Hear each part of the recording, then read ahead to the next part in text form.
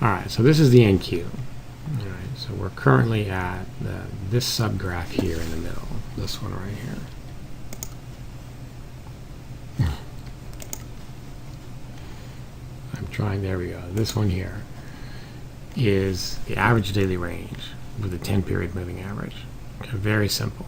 Just takes the high of the day and the low of the day, gets a number, and then adds that up. All right. It's currently about 100, well, like yesterday, it's over 200 points. That's 800 ticks. 200 points. All right.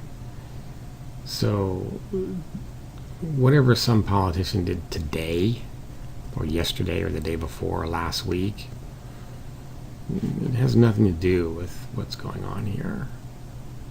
All right, this started way back in February.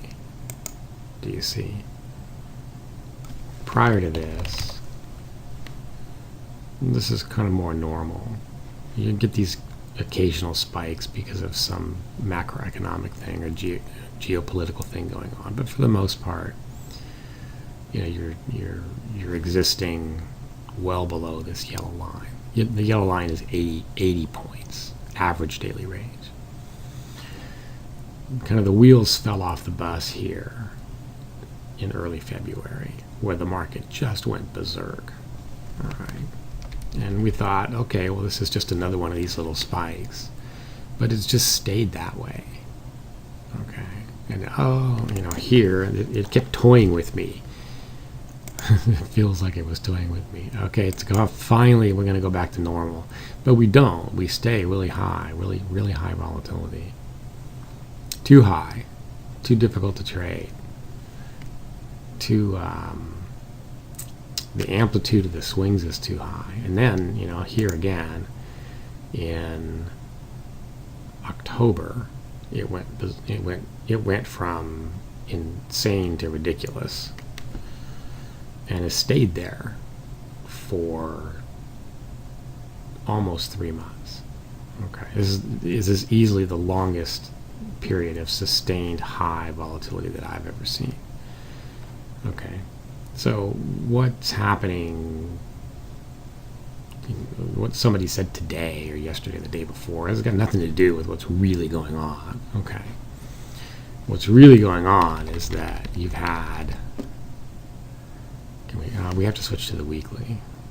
Okay, so here's a weekly chart of the NASDAQ going back to 2007. All right, so we had this.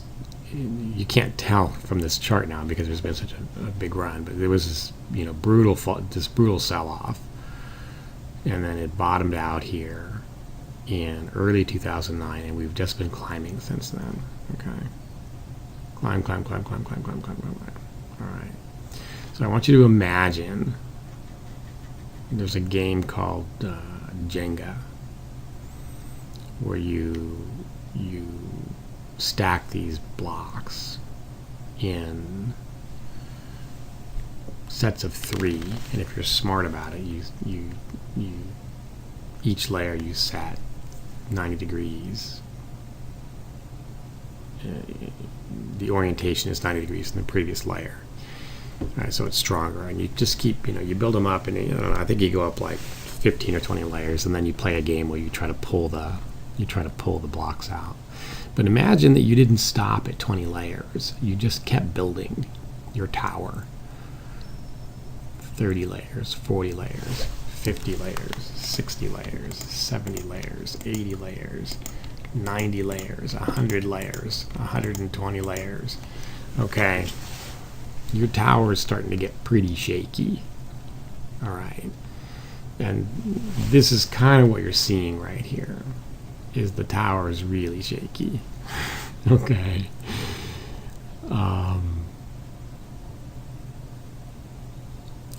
Much of this climb has nothing to do with normal market behavior. It's driven by the creation of debt by central banks around the world just printing money. Okay, so it's fundamentally unstable. Okay, so hold in your head this image of the Jenga tower that's 100 layers high, and you keep adding blocks, and every time you add a block, it sways, and okay, it's no longer stable. All right. And now switch to another image where you have this pile of sand, and all you're doing is you're dropping 1 grain of sand onto the pile. And if you just keep doing that, pretty soon you build a fairly big pile. All right. And then you drop 1 grain of sand, and the entire pile collapses. Now, why did it collapse? Did it collapse because of that grain of sand? That one little itsy bitsy tiny grain of sand? No. It didn't collapse because of that grain of sand. It collapsed because of the underlying instability in the sand pile. Okay. And so it doesn't, the actual catalyst to the destruction of the sand pile is not important, and it's not predictable. You don't know which grain of sand that you drop is going to be the one that causes the collapse. But you're seeing that now in the market. You're seeing the grains of sand drop onto this really big sand pile, and they're causing the underlying instability is now fracturing and showing. All right, so you can think of it as I've built this tower really high, and it's starting to crumble and fall down, and we're going to end up with a jumble of Jenga bricks, and then we'll start building again. Or you can think of it like a sand pile where there's one, what was the grain of sand right here that caused this most recent fall? I don't know. I couldn't tell you what it is. Or that one there, or that one there. And why did this one stop and then immediately recover? And why did this one stop and then recover cleanly, but this one hasn't? You can't tell. You don't know. There's too many factors involved. All right. And the point of the discussion is that you just have to recognize that it's now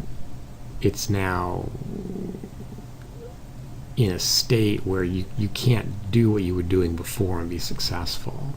You have to stand aside, and we saw that when we brought up the dome, right? You can. Oops, I lost it here. Hold on a second.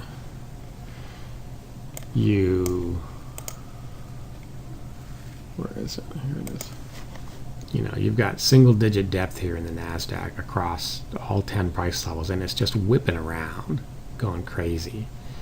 All right, it's making moves that it'll jump 10, 15 ticks at a time.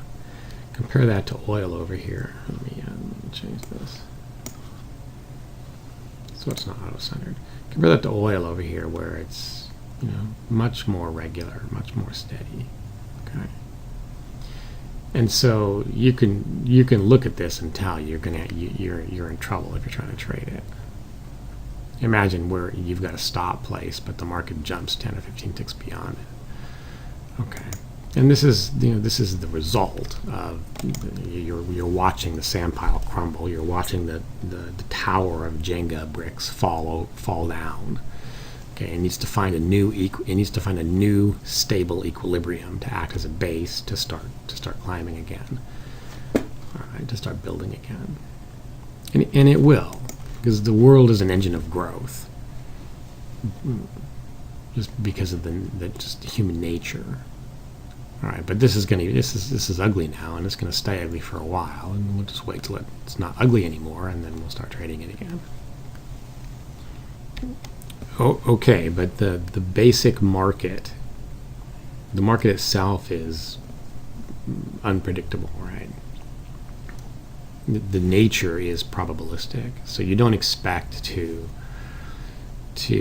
know every single time what's going to happen. you know you're going to take losses, and the idea is that those losses are small and the gains are big, and you get enough of the big gains that to make it worthwhile. Okay, and for that you need some level of predictability.